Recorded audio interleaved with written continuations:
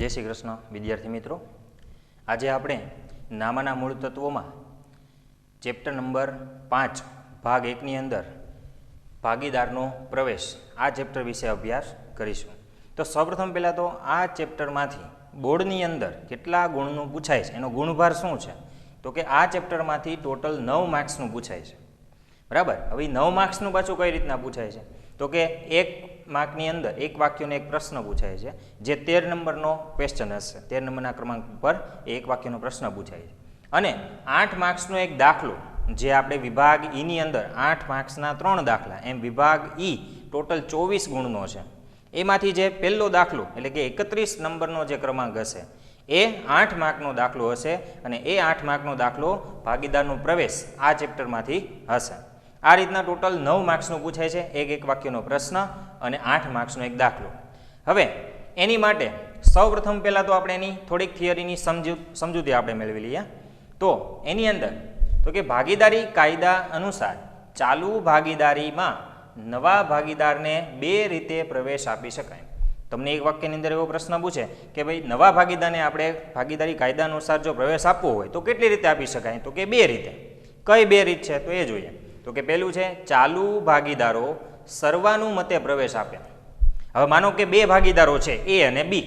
આ 2 ભાગીદારો છે એ પેઢી ચલાવે છે.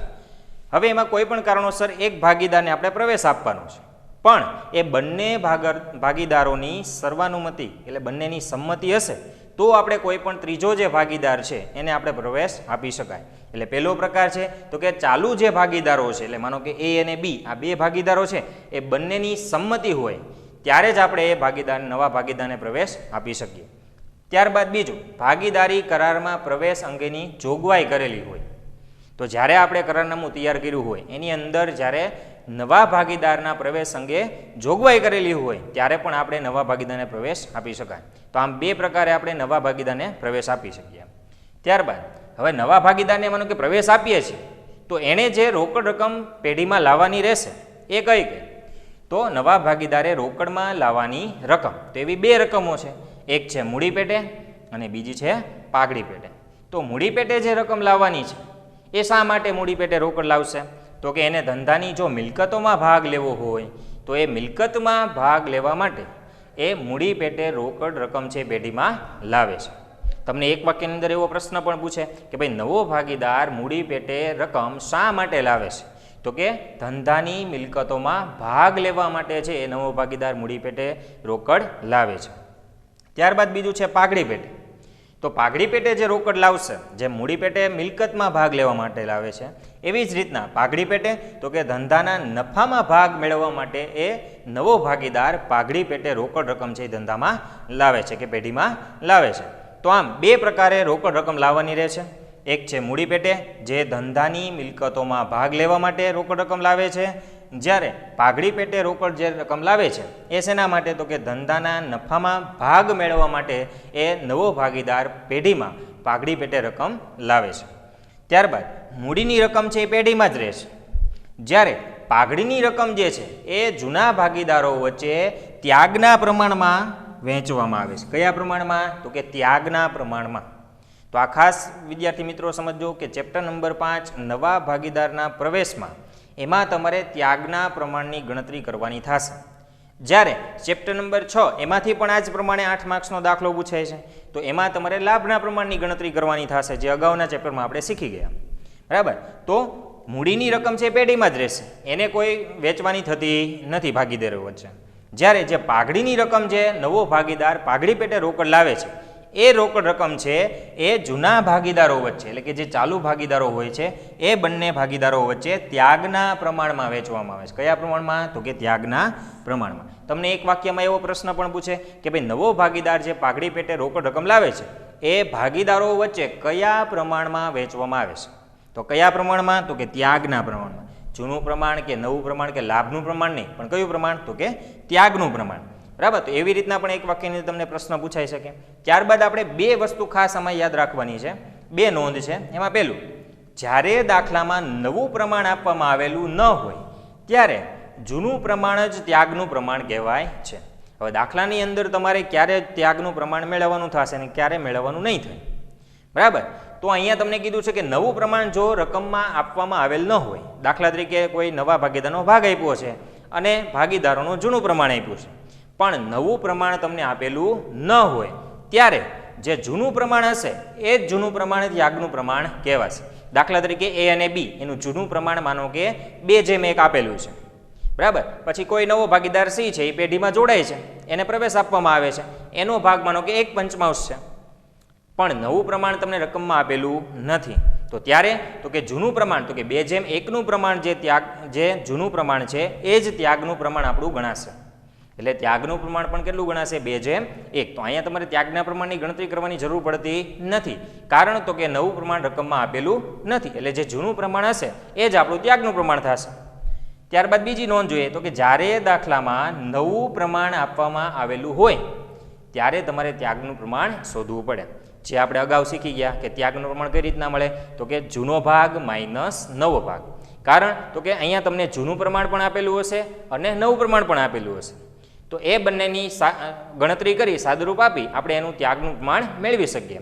એટલા માટે જ્યારે રકમની અંદર નવું પ્રમાણ આપવામાં આવેલું હોય ત્યારે સૌપ્રથમ પહેલાં તો આપણે શું મેળવવું પડે? ત્યાગનું પ્રમાણ શોધવું પડે. શું કામ શોધવું પડે? કારણ તો કે આપણે અહીં જે પાઘડીની રકમ જે નવો ભાગીદાર લાવ્યો હશે એ પાઘડીની રકમ કયા પ્રમાણ વેચવાની છે? તો કે ત્યાગના પ્રમાણ. તો એ ત્યાગના પ્રમાણમાં વેચવા માટે ત્યાગનું પ્રમાણ આપણે પહેલાં મેળવવું પડે. તો આ રીતના બે નોંધ છે. ફરીવાર જોઈ લઈએ આપણે કે જ્યારે દાખલામાં નવું પ્રમાણ આપવામાં આવેલું ન હોય ત્યારે જૂનું પ્રમાણ ત્યાગનું પ્રમાણ ગણાશે, અને જો નવું પ્રમાણ રકમમાં આપવામાં આવેલું હોય તો ત્યાગનું પ્રમાણ સૌપ્રથમ પહેલાં આપણે શોધવાનું. તો આ રીતના નવા ભાગીદારના પ્રવેશની અંદર જે આપણે વાત કરી કે બે ભાગીદારો હોય એ અને બી, બરાબર, એમાં કોઈ એક નવા ભાગીદારને પ્રવેશ આપો, કોઈ મૂડીની જરૂરિયાત હોય કે કાર્યશક્તિની જરૂરિયાત હોય, આવા કોઈ પણ કારણોસર નવા ભાગીદારને આપણે પ્રવેશ આપવાનો હોય પેઢીમાં, તો ત્યારે આ બધી બાબતોનો આપણે ખ્યાલ રાખવો જોઈએ. બરાબર. ફરીવાર એકવાર જોઈ લે કે ભાગીદારી કાયદા અનુસાર તો કે બે રીતના નવા ભાગીદારને પ્રવેશ આપી શકાય. એક છે ચાલુ ભાગીદારોની સર્વાનુમતે, એટલે કે બધાની સંમતિ હોય ત્યારે પ્રવેશ આપી શકાય. બીજું, ભાગીદારી કરારમાં પ્રવેશ અંગેની જોગવાઈ કરેલી હોય. ભાગીદારી કરારનામું આપણે તૈયાર કર્યું ત્યારે નવા ભાગીદારને પ્રવેશ અંગેની કોઈ જોગવાઈ કરેલું હોય તો આપણે એ જોગવાઈ પ્રમાણે એને પ્રવેશ આપી શકીએ. તો આમ બે પ્રકારે. ત્યારબાદ નવા ભાગીદારે રોકડમાં લાવવાની રકમો તો કે બે રકમ છે. એક મૂડી પેટે રોકડ રકમ લાવવાની રહેશે અને એક પાઘડી પેટે. તો મૂડી પેટે શા માટે રોકડ લાવવાની રહેશે? તો કે જો એને ધંધાની મિલકતોમાં ભાગ લેવો હોય તો એને મૂડી પેટે રોકડ રકમ લાવવાની રહેશે. જ્યારે પાઘડી પેટે તો કે ધંધાના નફામાં ભાગ મેળવવો હોય તો એણે પાઘડી પેટે રોકડ રકમ ધંધામાં કે પેઢીમાં લાવવી પડે. મૂડીની રકમ પેઢીમાં જ રહેશે, એને કોઈ વેચવાની થતી નથી. પણ જ્યારે પાઘડીની રકમ જે નવો ભાગીદાર લાવ્યો હોય એ જૂના ભાગીદારો વચ્ચે એના ત્યાગના પ્રમાણમાં વેચવામાં આવે છે. કયા પ્રમાણમાં? તો કે ત્યાગના પ્રમાણમાં. તો ત્યાગનું પ્રમાણ ક્યારે મેળવવાનું ને ક્યારે નહીં મેળવવાનું તેની માટે આપણે બે નોંધ જોઈ કે જ્યારે રકમની અંદર નવું પ્રમાણ આપવામાં આવેલ ન હોય ત્યારે જૂનું પ્રમાણ હશે એ જ આપણું ત્યાગનું પ્રમાણ થશે. તો ત્યારે કાંઈ ત્યાગના પ્રમાણની ગણતરી કરવાની જરૂર નથી. પણ જો રકમની અંદર નવું પ્રમાણ આપવામાં આવેલું હોય, બરાબર, ત્યારે તમારે સૌપ્રથમ પહેલાં ત્યાગનું પ્રમાણ શોધવું પડશે. હવે ભાગીદારનો પ્રવેશનો જે 8 માર્ક્સનો દાખલો પૂછાય છે તેમાં માનો કે નવું પ્રમાણ ન આપેલું હોય તો ત્યારે નવું પ્રમાણ કઈ રીતના મેળવવું? તો એની માટે તો કે નવું પ્રમાણ શોધવાની રીત, એમાં આપણે રીત નંબર 1 પહેલાં આપણે શીખીએ. તો રીત નંબર 1, જૂનું પ્રમાણ અને નવા ભાગીદારનો નફાનો ભાગ આપેલ હોય ત્યારે રકમની અંદર તમને બે વસ્તુ આપેલી હશે. તો એક તો જૂનું પ્રમાણ આપેલું હશે અને જે નવો ભાગીદાર છે એ નવા ભાગીદારને આપણે નફામાં કેટલો ભાગ આપવાનો છે આ બે વસ્તુ તમને રકમની અંદર સૂચનામાં આપેલું હશે. તો ત્યારે આપણે એ નવું પ્રમાણ કઈ રીતના મેળવવું? તો એની માટે પહેલાં 3 વસ્તુ તમારે યાદ રાખવાની છે. એક પહેલી વસ્તુ, કુલ જે ભાગ છે એ આપણે 1 રૂપિયો ધારી લેવાનો. ગમે એટલા ધારી શકો પણ બને ત્યાં સુધી 1 રૂપિયો ધારવો, એટલે જેથી કરીને જે પ્રમાણ છે એ નાનામાં નાના સ્વરૂપનું આપણે પ્રમાણ મળશે. તો કુલ ભાગ 1 ધારવો. ત્યારબાદ બાકીનો ભાગ, તો બાકીનો ભાગ છે એ કઈ રીતના મળશે? તો કે કુલ ભાગ જે 1 છે એમાંથી માઇનસ નવા ભાગીદારનો ભાગ. જે નવા ભાગીદારનો ભાગ રકમમાં આપેલો હશે એ નવા ભાગીદારનો ભાગ કુલ ભાગમાંથી બાદ કરવાનો, એટલે બાકીનો ભાગ જે મળશે એ જે ચાલુ ભાગીદારો છે એ બંને ભાગીદારોનો બાકીનો ભાગ મળશે. ત્યારબાદ નવું પ્રમાણ, તો નવું પ્રમાણ કઈ રીતના મળશે? તો કે બાકીનો ભાગ એને ગુણ્યા જે તે ભાગીદારનો જૂનો ભાગ. જૂનું પ્રમાણ રકમની અંદર આપેલું જશે એટલે એ જૂનો ભાગ તો એમાં આપેલો જશે અને બાકીનો ભાગ જે આપણે આગળ મેળવેલો હશે એ બંનેનો શું કરવાનો થશે તો કે ગુણાકાર. તો એના વિશે આપણે અભ્યાસ કરીએ તો કે ઉદાહરણ નંબર 1 જોઈએ. તો કે આ જ રીતનું છે. રકમ પહેલાં સમજી લઈએ. તો કે એ અને બી એ 3:2ના પ્રમાણમાં નફો નુકસાન વહેંચતા ભાગીદારો છે. જો શું કહે છે, બે ભાગીદારો છે એ અને બી. આ બંને કયા પ્રમાણમાં નફો નુકસાન વેચે છે? 3:2. તો આ પ્રમાણ કયું થઈ ગયું? જૂનું પ્રમાણ. તો રકમની અંદર જૂનું પ્રમાણ આપેલું છે એટલે જૂનું પ્રમાણ 3:2 થઈ ગયું. ત્યારબાદ સી ને નફામાં 1/4 ભાગ આપવાની શરતે પ્રવેશ આપ્યો. એટલે નવો ભાગીદાર કોણ છે? સી. એને આપણે કેટલો નફામાં ભાગ આપવાનો છે તો કે 1/4 ભાગ આપવાનો છે. એ શરતે આપણે એને પ્રવેશ આપ્યો છે. તો અહીંયા જુઓ, નવા ભાગીદારનો નફાનો ભાગ આપેલો છે અને જૂનું પ્રમાણ આપેલું છે અને નવા પ્રમાણની તમને ગણતરી કરવાની કીધી છે. તો રીત નંબર 1 પ્રમાણે આપણે આ દાખલો ગણવાનો થશે.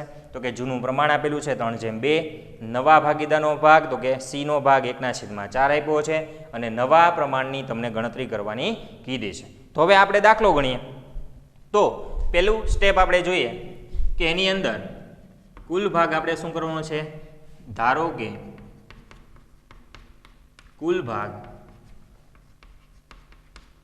1 છે, જે આપણે કીધું કે કુલ ભાગ 1 ધારવાનો એટલે 1 આપણે ધારી લીધો. ત્યારબાદ સ્ટેપ નંબર 2 મુજબ તો કે બાકીનો ભાગ મેળવીએ. તો બાકીનો ભાગ કઈ રીતના મળશે? તો કે બાકીનો ભાગ બરાબર કુલ ભાગ માઇનસ નવા ભાગીદારનો ભાગ. તો કુલ ભાગ આપણે અહીંયા 1 ધાર્યો છે માઇનસ નવા ભાગીદારનો ભાગ. તો નવો ભાગીદાર અહીંયા કોણ છે? તો કે સી. તો કે સીનો ભાગ તમને કેટલો આપ્યો છે? 1/4. તો 1/4. તો અહીંયા તમે જુઓ, આના છેદમાં કાંઈ નહીં લખતો હોય તો અહીંયા 4 અને 1નો લસાઅ એટલે 4 આવશે. તો ગણતરી કરશું તો એમાં 4 × 4, 4 - 1/4. તો બાકીનો ભાગ તમને મળશે 3/4. બરાબર. તો પહેલાં આપણે કુલ ભાગ 1 ધાર્યો, ત્યારબાદ બાકીનો ભાગ તો કે કુલ ભાગ 1, એમાંથી માઇનસ નવા ભાગીદારનો ભાગ એટલે કે સીનો ભાગ 1/4. એ બંનેની બાદબાકી કરી તો બાકીનો ભાગ તમને મળશે 3/4. ત્યારબાદ હવે આપણે નવું પ્રમાણ તમને મેળવવાનું કીધું છે. તો કે નવું પ્રમાણ બરાબર બાકીનો ભાગ ગુણ્યા જૂનો ભાગ. તો સૌપ્રથમ એ ભાગીદાર છે એનો નવો ભાગ બરાબર બાકીનો ભાગ. તો બાકીનો ભાગ આપણે કેટલો મેળવ્યો છે? 3/4 ગુણ્યા જૂનો ભાગ. કોનો જૂનો ભાગ? તો કે એનો જૂનો ભાગ. તો એનો જૂનો ભાગ એટલે જૂનું પ્રમાણ પહેલાં તો કેટલું આપ્યું છે? 3/2. તો એનો ભાગ કેટલો થશે? 3 અને કુલ ભાગ કેટલો થશે? 5. એટલે 3/5. 3/2 એટલે 3 ને 2 5 એટલે કુલ ભાગ 5 થઈ ગયો. એટલે એનો ભાગ 3 અને કુલ ભાગ 5 એટલે 3/5. આ બંનેનું સાદુરૂપ આપી દો. ગુણાકાર છે એટલે અંશનો ગુણાકાર 3 તેરી 9, છેદનો ગુણાકાર 4 પંચાને 20. તો એનો નવો ભાગ તમને કેટલો મળ્યો? 9/20. ત્યારબાદ બીનો નવો ભાગ મેળવીએ. બીનો નવો ભાગ બરાબર, તો એમાં પણ સૂત્ર જ લાગુ પડશે. બાકીનો ભાગ 3/4 ગુણ્યા જૂનો ભાગ. તો બીનો જૂનો ભાગ કેટલો છે? તો કે 2/5. 2/5 ગુણાકાર કરો 3 દુ 6, 4 પંચાને 20. ત્યારબાદ નવો ભાગીદાર તો કે સી. તો કે સીનો નવો ભાગ બરાબર, હવે અહીંયા એનો જૂનો ભાગ તો છે નહીં, પણ એને નફામાં કેટલો ભાગ આપવાનો છે એ ભાગ આપણી પાસે છે. તો 1/4 મૂકી દઈએ ગુણ્યા એનો જૂનો ભાગ તો છે નહીં. તો હવે આપણે શું કરશું? અહીંયા જોવાનું છેદમાં 20 છે, પણ આના છેદમાં 4 જ છે. તો છેદ ત્રણેયના સરખા કરવા પડે. તો એ છેદ સરખા કરવા માટે આપણે અહીંયા 4ને કેટલા વડે ગુણશું તો છેદમાં 20 થાય? તો કે 5 વડે. તો અંશ અને છેદમાં 5 વડે ગુણાકાર કરશું એટલે 5/5. તો 1 × 5 એટલે 5 અને 4 પંચાને 20 એટલે 5/20. તો અહીંયા જુઓ, એનો નવો ભાગ 9/20, બીનો નવો ભાગ 6/20 અને સીનો નવો ભાગ 5/20. તો આ પ્રમાણે આપણે કહી શકીએ કે નવું પ્રમાણ જે છે એ બી અને સીનું, એ નવું પ્રમાણ આપણે કેટલું થશે? તો કે 9/6/5. બરાબર. તો આ પ્રમાણે આપણે નવું પ્રમાણ મેળવવાનું થશે. ફરી વાર એકવાર જોઈ લઈએ. રકમની અંદર તમને બે વસ્તુ આપેલી છે, એક છે જૂનો ભાગ અને એક છે નવા ભાગીદારનો ભાગ. અહીંયા જૂનું પ્રમાણ આપ્યું છે 3/2 એટલે 3/5 અને 2/5. અને નવા ભાગીદારનો એટલે કે સી નો ભાગ આપ્યો છે 1/4. તો પહેલાં આપણે કીધું એમ ધારો કે કુલ ભાગ 1 ધાર્યો કે કુલ ભાગ 1 છે. બાકીનો ભાગ કેમ મળશે? તો કે કુલ ભાગ માઇનસ નવા ભાગીદારનો ભાગ. કુલ ભાગ 1 માઇનસ નવા ભાગીદારનો ભાગ એટલે સી નો ભાગ કેટલો છે? 1/4. 1/4 તો સાદુરૂપ આપ્યું તો આપણે બાકીનો ભાગ મળશે 3/4. ત્યારબાદ નવું પ્રમાણ, તો એનું સૂત્ર બાકીનો ભાગ એને ગુણ્યા જૂનો ભાગ. તો એનો નવો ભાગ મેળવીએ તો કે બાકીનો ભાગ 3/4 એને ગુણ્યા જૂનો ભાગ, તો કે એનો જૂનો ભાગ 3/2 પ્રમાણ છે એટલે એનો ભાગ થશે 3/5. કુલ ભાગ 3 ને 2 5 થશે એટલે છેદમાં 5 આવશે. ગુણાકાર કરો 3 તેરી 9, 4 પંચા 20 એટલે 9/20.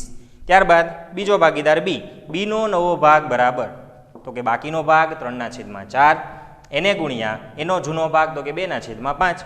તેનું સાદુરૂપ 3 દુ 6 અને 4 પંચા 20 એટલે 6/20. ત્યારબાદ સીનો નવો ભાગ બરાબર, તો એનો જૂનો ભાગ તો છે નહીં પણ એને નફામાં કેટલો ભાગ આપવાનો છે એ ભાગ આપણી પાસે 1/4 છે.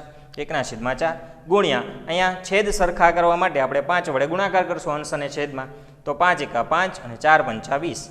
તો પ્રમાણ તમને મળશે 9/6/5. તો આ તમને શું મળી ગયું? નવું પ્રમાણ 9/6/5. આ પ્રમાણે નવું પ્રમાણ શોધવાનું થશે. બરાબર. હજુ આપણે એ જ રીતનો હજી એક દાખલો ગણીએ. તો અહીંયા ફરીવાર રકમ પહેલાં સમજી લઈએ. એક્સ અને વાય એ 2/1ના પ્રમાણમાં નફો નુકસાન વહેંચતા ભાગીદારો છે. તો અહીંયા જૂનું પ્રમાણ તમને આપેલું છે 2/1. બે ભાગીદારો છે એક્સ અને વાય. હવે એમાં ઝેડને નફામાં 1/5 ભાગ આપવાની શરતે પ્રવેશ આપ્યો. નવો ભાગીદાર કોણ છે? ઝેડ. એને નફામાં કેટલો ભાગ આપવાનો છે? તો કે 1/5 એટલે નવા ભાગીદારનો ભાગ આપ્યો છે અને જૂનું પ્રમાણ આપ્યું છે. તો જોઈ લો અહીંયા આપણે રીતે જ થઈ ગઈ. રકમની અંદર જૂનું પ્રમાણ અને નવા ભાગીદારનો નફાનો ભાગ આપેલ હોય ત્યારે તમારે આ રીતનો ઉપયોગ કરવાનો થશે. તો હવે આપણે દાખલો ગણીએ. તો સૌપ્રથમ પહેલાં જે આપણે વાત કરી કે કુલ ભાગ 1 ધારીએ. ધારો કે કુલ ભાગ 1 છે. ત્યારબાદ બાકીનો ભાગ મેળવીએ. તો બાકીનો ભાગ બરાબર કુલ ભાગ માઇનસ નવા ભાગીદારનો ભાગ. તો કુલ ભાગ આપણે 1 ધાર્યો છે માઇનસ નવા ભાગીદારનો ભાગ. તો નવો ભાગીદાર અહીંયા ઝેડ છે. ઝેડને આપણે 1/5 ભાગ આપવાનો છે એટલે 1/5. તો અહીંયા લસા લઈને ગણતરી કરીએ. 5 - 1/5. તો બાકીનો ભાગ તમને મળશે 4/5. બરાબર. તો આ પ્રમાણે બાકીનો ભાગ 4/5 મળ્યો. ત્યારબાદ નવું પ્રમાણ શોધવાનું તમને અહીંયા કીધું છે. તો નવું પ્રમાણ બરાબર બાકીનો ભાગ ગુણ્યા જૂનો ભાગ. તો સૌપ્રથમ એક્સનો નવો ભાગ મેળવીએ. એક્સનો નવો ભાગ બરાબર, તો કે બાકીનો ભાગ એને ગુણ્યા એનો જૂનો ભાગ. તો કે બાકીનો ભાગ આપણને મળ્યો 4/5 ગુણ્યા જૂનો ભાગ. તો અહીંયા જોઈએ જૂનું પ્રમાણ તમને કેટલું આપ્યું છે? 2/1, જેમાં એક્સનો ભાગ થશે 2 અને કુલ ભાગ કેટલો થશે? તો કે 2 ને 1 3 એટલે 2/3 થશે એટલે 2/3. 2/3. ચાલો ગુણાકાર કરો. 4 દુ 8, 5 તેરી 15. તેનો ભાગ તમને નવો ભાગ મળશે એક્સનો 8/15. ત્યારબાદ વાયનો નવો ભાગ બરાબર બાકીનો ભાગ 4/5 ગુણ્યા જૂનો ભાગ. તો કે વાયનો જૂનો ભાગ 1/3 થશે એટલે 4 એકા 4 અને 5 તેરી 15 એટલે 4/15. તો કે આ વાયનો નવો ભાગ મળી ગયો. ત્યારબાદ ઝેડનો નવો ભાગ. ઝેડનો નવો ભાગ બરાબર, હવે એનો તો કંઈ જૂનો ભાગ હશે નહીં તો એનો ખાલી જે નફામાં ભાગ આપવાનો છે એ આપણે ભાગ લઈશું 1/5. હવે અહીંયા છેદ સરખા કરવા માટે 15 બંનેમાં છેદ છે તો અહીંયા 15 કરવા હોય તો 5ને આપણે 3 વડે ગુણાકાર કરીશું.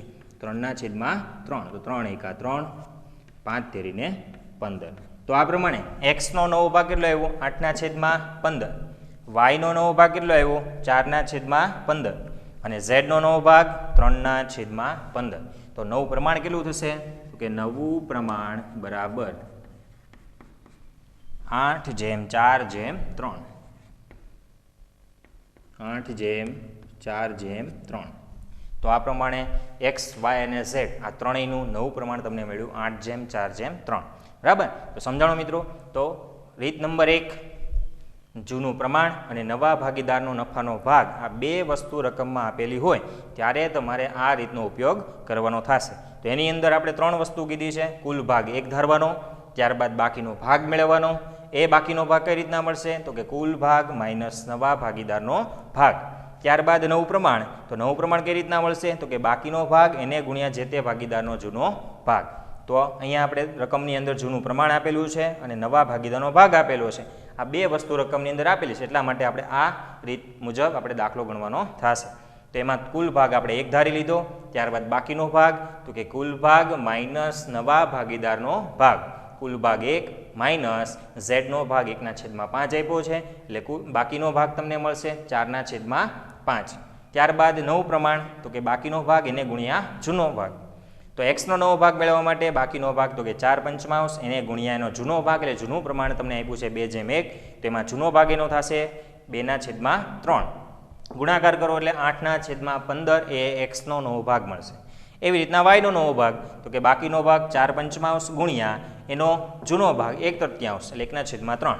એનું સાદુરૂપ આપણે 4 × 4 ને 5 × 15 એટલે 4/15 એ વાયનો નવો ભાગ મળશે. જ્યારે ઝેડનો નવો ભાગ તો કે એનો જૂનો ભાગ તો છે નહીં, પણ એનો નફાનો ભાગ તમને 1/5 આપ્યો છે, એટલે 1/5 ગુણ્યા અહીંયા છેદ સરખા કરવા માટે અંશ અને છેદમાં 3 વડે ગુણાકાર કરશું. તો 3 × 3 5 × 15 એટલે 3/15 એનો ઝેડનો નવો ભાગ મળશે. તો અહીંયા આપણને એક્સ, વાય અને ઝેડનું નવું પ્રમાણ તમને કેટલું મળ્યું? 8/4/3. હવે રીત નંબર 2. હવે રીત નંબર 2 ની અંદર જૂનો ભાગ અને નવા ભાગીદારનો ભાગ તો આપેલો જ હશે, ઉપરાંત તમને જે પ્રવેશ બાદનું નવું પ્રમાણ પણ આપેલું હશે. હવે તમે જુઓ, રીત નંબર 1 ની અંદર ખાલી 2 જ વસ્તુ આપેલી હતી. એક જૂનો ભાગ એટલે કે જૂનું પ્રમાણ અને નવા ભાગીદારને કેટલો નફામાં ભાગ આપવાનો છે, આ 2 જ વસ્તુ આપેલી હોય ત્યારે રીત નંબર 1 નો ઉપયોગ કરશું. પણ અહીંયા તમને નવું પ્રમાણ પણ રકમની અંદર આપેલું હશે. તો એની માટે 3 વસ્તુ આપી છે. તો એની માટે 3 સ્ટેપ છે. પહેલું, કુલ ભાગ 1 ધારવો. સ્ટેપ નંબર 2, બાકીનો ભાગ બરાબર કુલ ભાગ માઇનસ નવા ભાગીદારનો ભાગ. 2 સ્ટેપ તો એના જ છે. ત્રીજું સ્ટેપ જે છે, જેમાં નવું પ્રમાણ આપણે મેળવવાનું છે, એ નવું પ્રમાણ બરાબર બાકીનો ભાગ એને ગુણ્યા નવું પ્રમાણ. શું છે? નવું પ્રમાણ.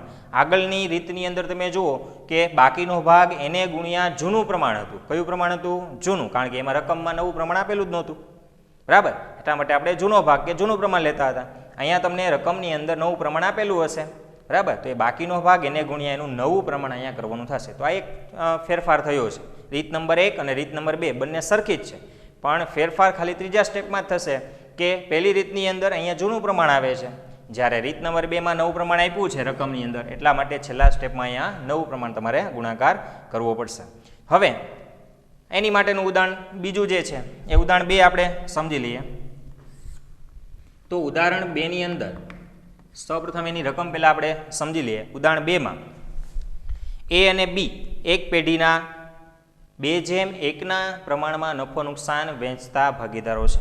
તો અહીંયા તમે જુઓ, જૂનું પ્રમાણ તમને આપેલું છે 2/1.